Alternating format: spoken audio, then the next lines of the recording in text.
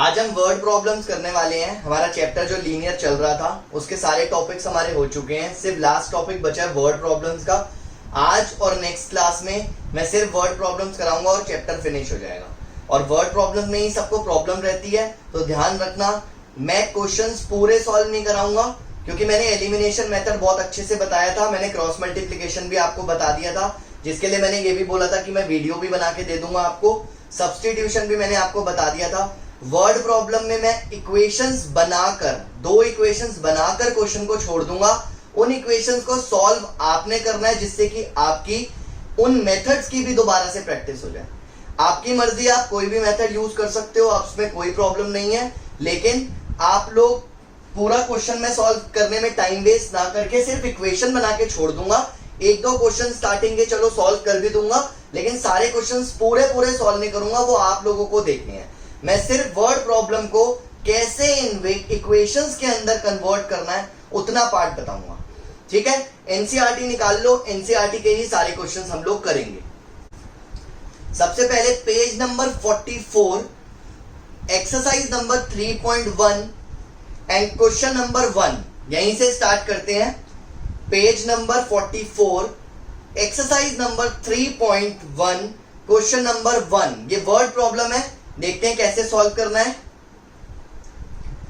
Aftab tales his daughter 7 years ago, I was 7 times as old as you were then। यानी कि आफ्ताब ने अपनी daughter को क्या बोला कि आज से 7 साल पहले मैं तुझसे 7 times बड़ा था। I was 7 times as old as you were then। 7 साल पहले की ही बात हो रही है। अच्छा, ऑल्सो 3 years from now, मतलब आज से 3 साल के बाद मैं तुझसे 3 times बड़ा होऊंगा। मतलब आज से 3 साल के बाद की अगर बात करें तो आफ्ताब अपनी डॉटर से 3 times बड़ा होगा। तो कह रहा है कि इस क्वेश्चन को सॉल्व करना है। मैं अभी एनसीईआरटी के अंदर जो लिखा है मैं उस पर्टिकुलर सॉल्यूशन को ग्राफिकली मेथड से नहीं बता रहा, मैं सिर्फ इक्वेशंस बनाना सिखा रहा हूं और उसको कैसे सॉल्व करना है आपको ये बता रहा हूं। तो हम क्वेश्चन को पढ़ने के बाद एक बार देखते हैं क्या बोला गया है। इसमें बोला गया है कि आफ्ताब ने अपनी डॉटर से बोला आज से 7 साल पहले। जब भी आप वर्ड प्रॉब्लम्स में एज वाले क्वेश्चन की बात करेंगे तो एज वाले क्वेश्चंस को क्या ध्यान रखते हुए करना है कि हम हमेशा प्रेजेंट एज को ही एज्यूम करेंगे, हम आज में रहेंगे। तो मैंने फर्स्ट क्वेश्चन जो बताया page number 44, exercise 3.1, question number 1, let Aftab age B x years। और ये बहुत इंपॉर्टेंट होता है कि आप सारे यूनिट्स को जो भी यूज हो रहे हैं वो लिखो।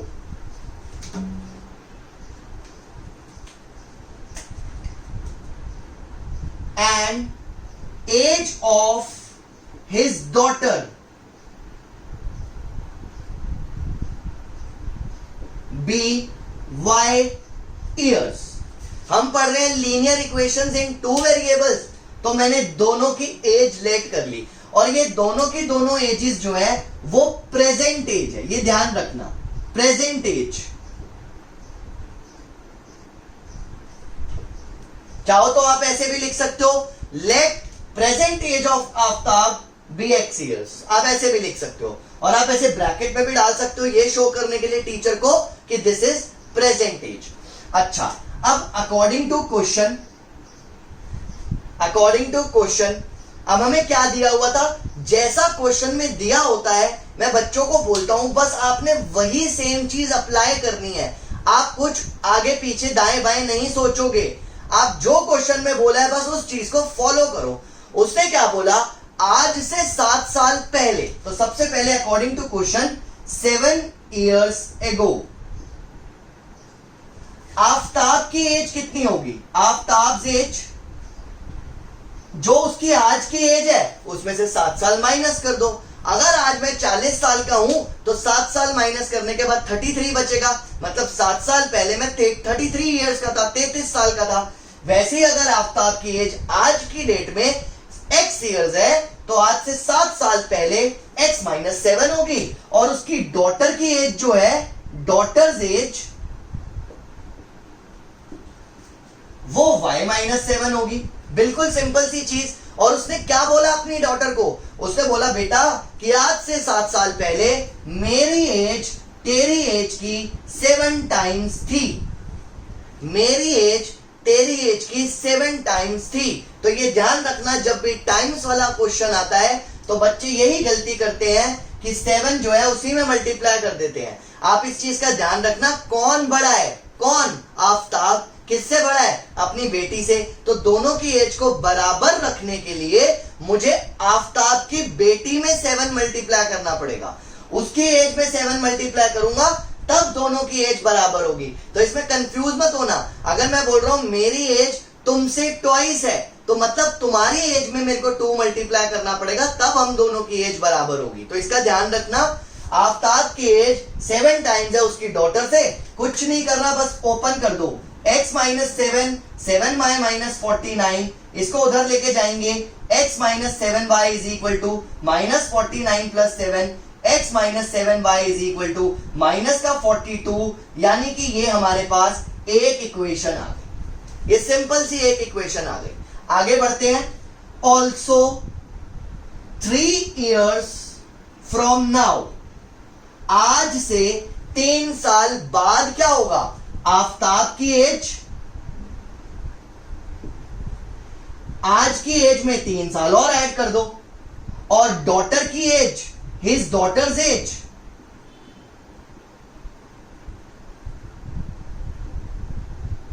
उसकी डॉटर की एज में 3 ऐड कर दो। और अब आफताब ने क्या बोला? आज से 3 साल बाद मेरी एज तुझसे 3 गुना ज्यादा होगी। तो x plus 3 is equal to 3 times of daughter's age. तो x plus 3 is equal to 3y minus, यहां पर 3y प्लस 9 है, x minus 3y is equal to 6 हो जाएगा। ये आ गया 6।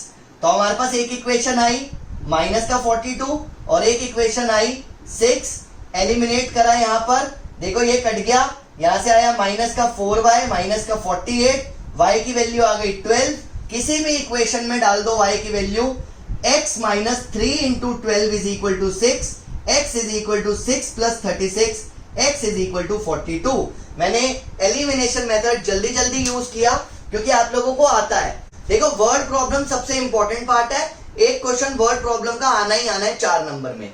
तो इसने क्वेश्चन में बोला था, आफताब ने अपनी डॉटर को बोला कि मैं आज से 7 साल पहले तुझसे 7 टाइम्स बड़ा था और आज से 3 साल बाद मैं तुझसे 3 टाइम्स बड़ा हूंगा। तो मुझे क्या बात याद रखनी है? एज वाले क्वेश्चन में हमेशा प्रेजेंट एज को लेट करना है। तो मैंने x और y दोनों की एज लेट कर ली, जैसा क्वेश्चन में लिखा है वैसा चला। 7 साल पहले आफताब की एज x माइनस 7, उसकी डॉटर की एज y माइनस 7, और कंडीशन अप्लाई करने के बाद मेरे पास एक इक्वेशन आई। 3 साल के बाद आफताब और उसकी डॉटर की एज लिखने के बाद जो कंडीशन क्वेश्चन में दी थी मैंने वो कंडीशन लगाई और वहां से मुझे दूसरी इक्वेशन मिली। इन दोनों इक्वेशन को मैंने एलिमिनेशन मेथड से सॉल्व किया और x और y की वैल्यू निकाली, मतलब इन दोनों की एजेस निकाल ली। तो आफताब की एज जो है प्रेजेंट एज वो 42 इयर्स हो जाएगी और उसकी डॉटर की प्रेजेंट एज 12 साल हो जाएगी। अब जरा आप चेक करके देख लो कि आपका आंसर सही है या नहीं। 7 साल पहले देखो दोनों की एज कितनी थी। इसकी 7 साल पहले एज कितनी थी? 35, और इसकी 7 साल पहले कितनी एज थी? 5। क्या 5 में 7 मल्टीप्लाई करके आ रहा है? 35 आ रहा है। देखो क्या बोला था कि आफताब की एज अपनी डॉटर की 7 टाइम्स होगी, और ये भी बोला कि आज से 3 साल बाद इसकी एज हो जाएगी 45 और उसकी हो जाएगी 15। तो देखो कितने टाइम्स आ रहा है? 3 टाइम्स। ऐसा ही क्वेश्चन के अंदर बोला गया था। जल्दी से नोट करो। नेक्स्ट क्वेश्चन पर आते हैं। नेक्स्ट क्वेश्चन पर आते हैं।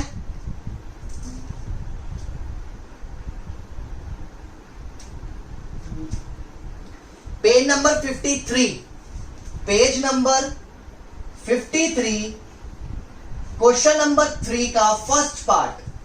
पेज नंबर 53, क्वेश्चन नंबर 3 का फर्स्ट पार्ट जल्दी से निकालो फटाफट से।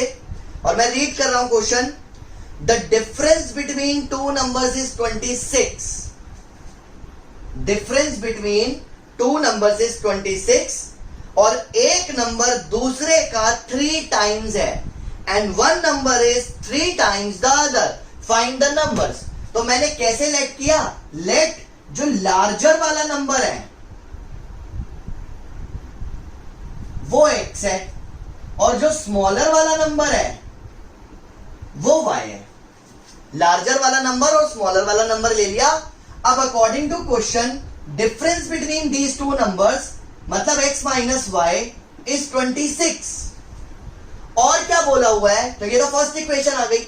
और क्या बोला हुआ है कि एक नंबर दूसरे नंबर का 3 टाइम्स है, बड़े वाला नंबर छोटे वाले नंबर का 3 टाइम्स है, तो दोनों को बराबर रखने के लिए मुझे छोटे वाले नंबर में 3 मल्टीप्लाई करना है, ये मत भूलना। तो x is equal to 3y, x minus 3y is equal to 0, ये हमारी सेकेंड इक्वेशन आ गई। इसको और इसको एलिमिनेट करके x और y की वैल्यूज निकाल लेना, that's it. Clear. Second part पर आओ, सेकेंड पार्ट पर फिर एक साथ नोट कर लेना। सेकेंड पार्ट पर आओ सारे। इसमें लिखा है, सेकेंड पार्ट में क्या लिखा है, the larger of 2 supplementary angles exceeds the smaller by 18 degree, find them. The larger of 2 supplementary angles exceed the smaller by 18 degree, find them. अब इन लोगों ने क्या किया, इन लोगों ने सोचा बच्चों के दिमाग के साथ खेलते हैं, आसान क्वेश्चन है ये, लेकिन एक ट्विस्ट डाल दिया। अब जिन बच्चों को सप्लीमेंट्री एंगल्स ही नहीं पता होगा उनका आंसर भी नहीं आएगा, उनको समझ ही नहीं आएगा कि ये क्या हो रहा है। तो सिंपल सी चीज है, सेकेंड पार्ट में लेट लार्जर एंगल को मैंने लिया x, स्मॉलर एंगल को मैंने ले लिया y। तो पहले तो मैंने 2 एंगल्स लेट करे। उसने क्वेश्चन में बोला कि 2 सप्लीमेंट्री एंगल्स यानी कि x और y दोनों सप्लीमेंट्री हैं। तो according to question supplementary angles कौन से होते हैं, जिनका सम 180 होता है, यानी कि x plus Y is equal to 180। ये पहली इक्वेशन सप्लीमेंट्री एंगल्स के वर्ड से मिल गई।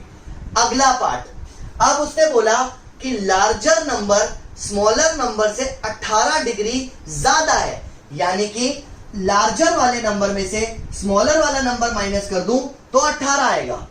बड़े वाला नंबर छोटे वाले नंबर से 18 ज्यादा है, तो बड़े वाले नंबर में से जब छोटे वाला नंबर माइनस कर दूंगा तो 18 आएगा, और ये वही सेम चीज है।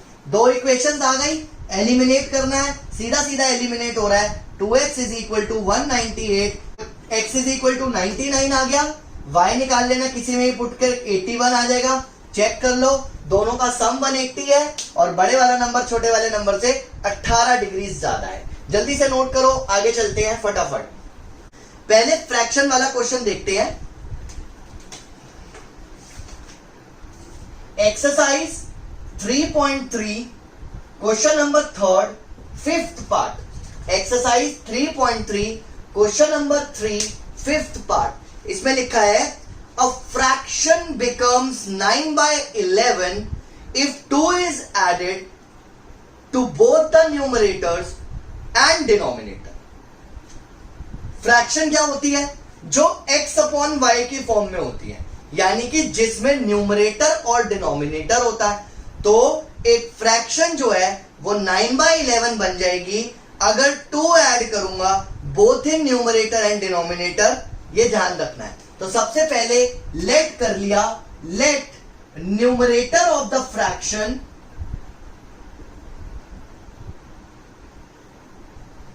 B x and denominator be y। तो न्यूमरेटर डिनोमिनेटर पूरा लिख लेना, ऐसे n और d मत लिखना। और फ्रैक्शन क्या होगी, fraction will be x upon y। अब अकॉर्डिंग टू क्वेश्चन उसने बोला कि अगर न्यूमरेटर और डिनोमिनेटर में आप दोनों में 2 ऐड कर देते हो, न्यूमरेटर और डिनोमिनेटर में दोनों में 2 ऐड कर देते हो, तो फ्रैक्शन बन जाती है 9 by 11। तो फ्रैक्शन क्या बन जाती है, 9 by 11। अब देखो कितना सिंपल है, 11x plus 22 9y plus 18। 11x plus 22 is equal to 9y plus 18। तो 11x minus 9y is equal to -4। ये हमारी फर्स्ट इक्वेशन आ गई। ठीक है, आगे पढ़ते हैं। क्वेश्चन में क्या लिखा है, आगे लिखा है कि if 3 is added to both numerator and denominator, it becomes 5/6. If 3 is added to both numerator and denominator, then it becomes 5/6. तो अगर मैं दोनों में 3 ऐड कर देता हूं तो ये बन जाता है 5/6. क्रॉस मल्टीप्लाई करो. 6x plus 18 is equal to 5y plus 15. 6x minus 5y is equal to -3. ये सेकेंड इक्वेशन आ गई. एलिमिनेट करके न्यूमरेटर डिनोमिनेटर आ जाएंगे, मतलब x और y आ जाएगा. तो फ्रैक्शन लिखनी तो आपको आती है x अपॉन y की फॉर्म में, और आपका आंसर भी आ जाएगा. जल्दी से नोट करो. 6th पार्ट पर आते हैं. मैंने पढ़ा यहां पर 5 years hence, मतलब 5 साल के बाद. The age of Jacob will be 3 times that of his son. ऐसा क्वेश्चन तो हमने थोड़ी देर पहले भी किया था. कह रहा है 5 साल के बाद जेकब जो है उसकी एज अपने बेटे की एज की 3 times हो जाएगी. सिंपल सी language. 5 years ago Jacob was 7 times that of his age. तो ये भी वैसा ही सेम क्वेश्चन है जो हमने आफ्ताब वाला किया था. इसमें लिखा 5 साल पहले जेकब की एज 7 times थी अपने बेटे से, मतलब 5 साल बाद और 5 साल पहले. ठीक है, देखते हैं जरा एक बार. Let Jacobs as B x years, that is present age. His son's age be y years, again that is present age. अब according to question 5 years hence,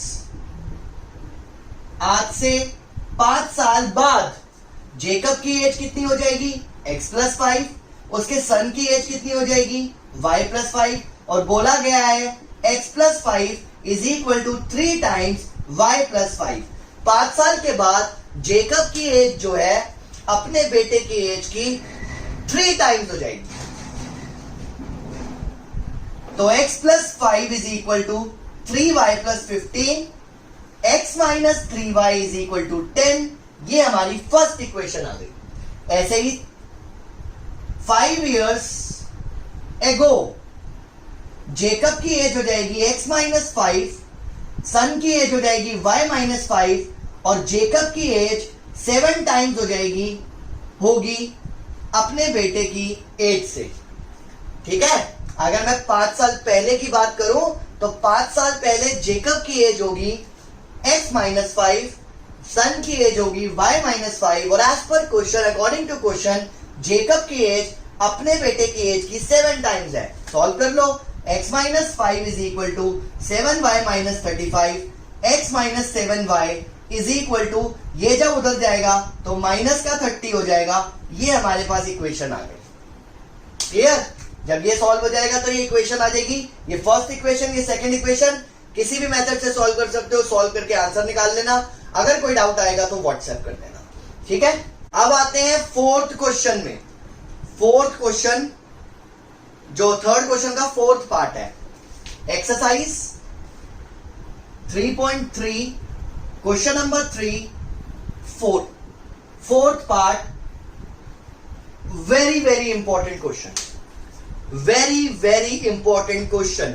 ऐसा क्वेश्चन आप लोगों ने 9th क्लास में भी करा होगा लीनियर इक्वेशन में, लेकिन यहां पर हमें सॉल्व करना है और प्रॉपर तरीके से निकालना है. वहां पे सिर्फ इक्वेशन बना के कोऑर्डिनेट्स निकालने थे.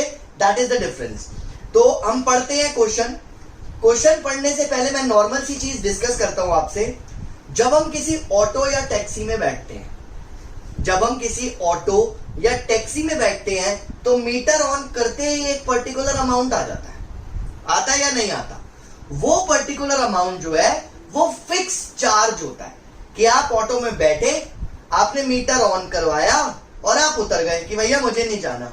अगर वो अपना मीटर ऑन कर चुका है तो मीटर ऑन करने के फिक्स चार्जेस तो 10 रुपए आपको देने ही पड़ेंगे, जो भी होंगे. 10 रुपए, 15 रुपए, 20 रुपए.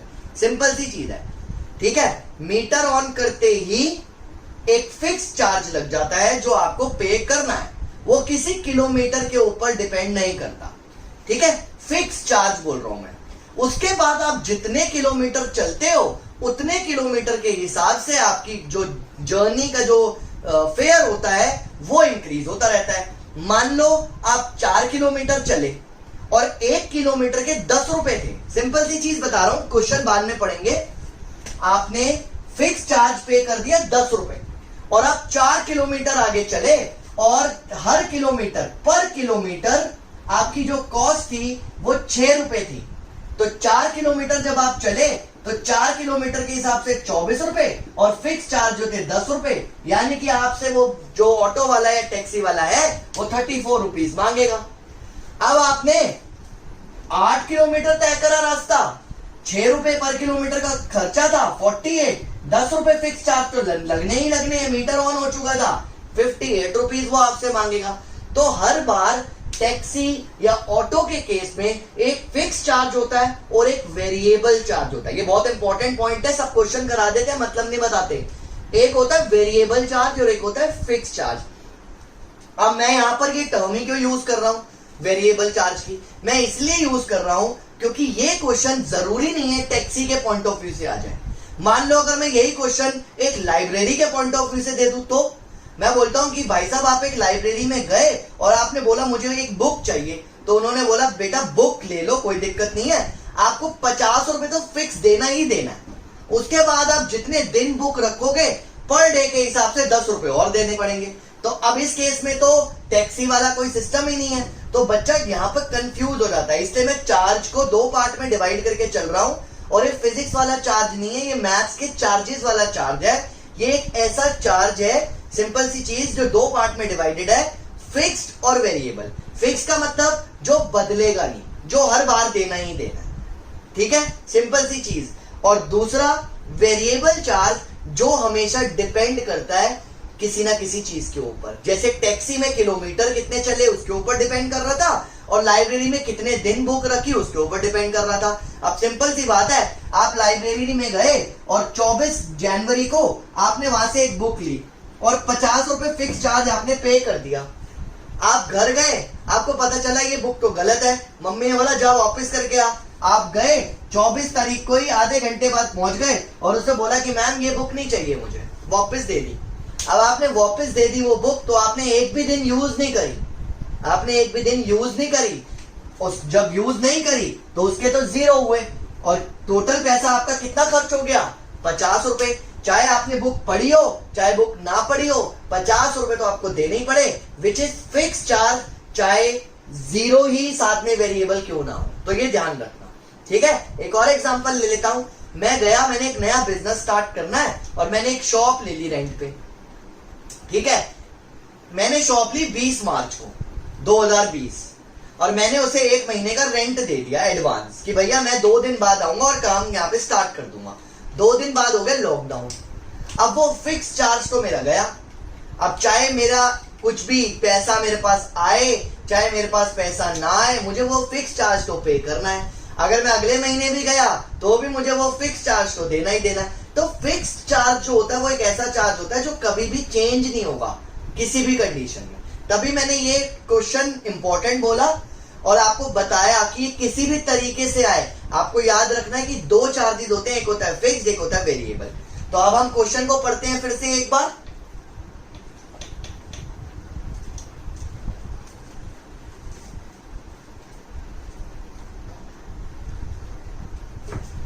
क्वेश्चन में लिखा है the taxi charges in a city consist of a fixed charge together with a charge for the distance covered. अब इसने वेरिएबल चार्ज वर्ड नहीं यूज करा, एक फिक्स चार्ज और दूसरा चार्ज जितना डिस्टेंस ट्रेवल करोगे उसके ऊपर डिपेंड करता है। एक 10 किलोमीटर का डिस्टेंस अगर ट्रेवल करते हैं तो 105 रुपए देने पड़ते हैं। तो हम लेट भी ऐसे कर लेते हैं, लेट फिक्स चार्ज जो है वो है x रुपीस और वेरिएबल चार्ज बोल सकते हो वो है y rupees. According to question x तो देना ही देना है। अब आपने 10 किलोमीटर का डिस्टेंस कवर किया और हर किलोमीटर में y रुपीस लग रहे हैं क्योंकि ये वेरिएबल चार्ज है, तो 10y और टोटल पैसा कितना देना पड़ा? 105। ये आ गई फर्स्ट इक्वेशन। कितना सिंपल है, जैसे पिछली बार किया था। 10 रुपए तो फिक्स चार्ज देना ही देना है। 4 किलोमीटर चला था तो 6 रुपए के हिसाब से 24 रुपए पे करे। 10 किलोमीटर चला था y रुपीस के हिसाब से 10y पे करे और टोटल खर्चा 105 रुपए। ये आ गई फर्स्ट इक्वेशन। आगे बढ़ा, 15 किलोमीटर के चार्ज के लिए 155 रुपए लगते हैं, तो x तो लगना ही लगना है। 15 किलोमीटर चला, y रुपीस के हिसाब से 155 रुपए लगते हैं। ये आ गई हमारी सेकंड इक्वेशन। अब आपसे इस क्वेश्चन में वो ये नहीं पूछ रहा कि आपको x और y की वैल्यू निकालनी है, वो आपसे पूछ रहा है कि अगर आप 25 किलोमीटर का डिस्टेंस ट्रेवल करोगे तो कितना खर्चा आएगा। तो 25 किलोमीटर के लिए x प्लस 25y खर्चा आएगा, और इन दोनों इक्वेशन से x और y की वैल्यूज निकालकर आपको इसमें पुट करनी है, तो आपको 25 किलोमीटर का चार्ज पता चल जाएगा कि टोटल खर्चा 25 किलोमीटर का डिस्टेंस ट्रेवल करने पर कितना आता है। क्लियर हो गया।